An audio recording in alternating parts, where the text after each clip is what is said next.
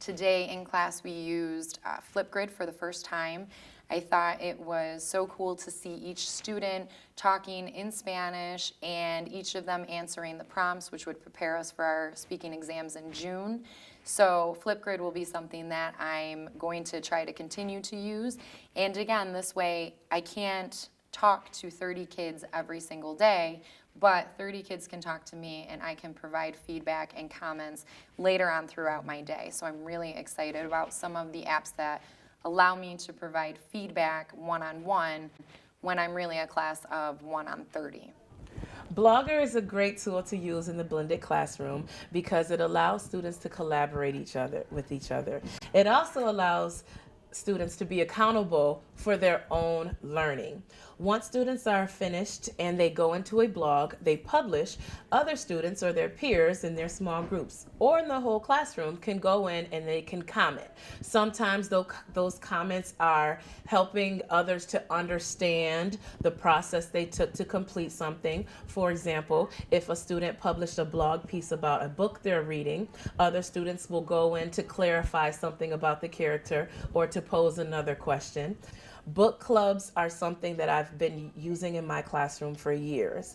And so with the book clubs, the students are very engaged, but when I introduced Blogger, they got even more engaged. Instead of writing out a book report at the end of the book, I use blogging as a way for them to track their progress through the book, their feelings, how they feel towards the characters, responses to questions I pose. I use blogging for that. And so they not only get to put their ideas in a blog for others to see, but it's also a way for me as a teacher to track what they're learning throughout the book, to make sure I'm always on top of them and where they're supposed to be in the book. Apps like Seesaw, for instance, where they're communicating back and forth. It's kind of like a blog with their parents is another one that the kids really like. The parents actually have gotten used to communicating with their children. So if there's a day that we miss, I actually have parents that will contact me and, make sure everything's okay there.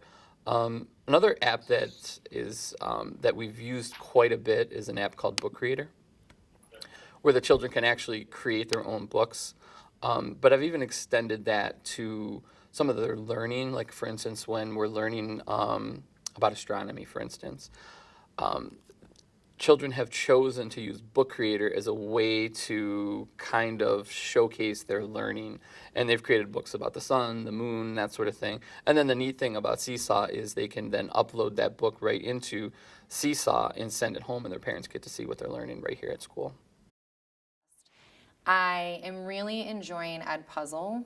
It allows me to take authentic materials in Spanish and ask questions to my students and see the different levels. I can also provide feedback on their short answer questions, so not all of the questions have to be multiple choice, true or false. But currently the one I'm finding most powerful with my self-contained students is Formative. It's a very flexible app that lets you generate all kinds of content with embedded questions, and it gives you beautiful data displays as students are completing their work. So while my students are working, I can monitor up on the board or on my own computer how fast they're moving, what questions they're getting right. I can look at short answer responses to find general misconceptions. It's really powerful for informing my instruction and for letting my students work on their own pace and even learn at their own pace.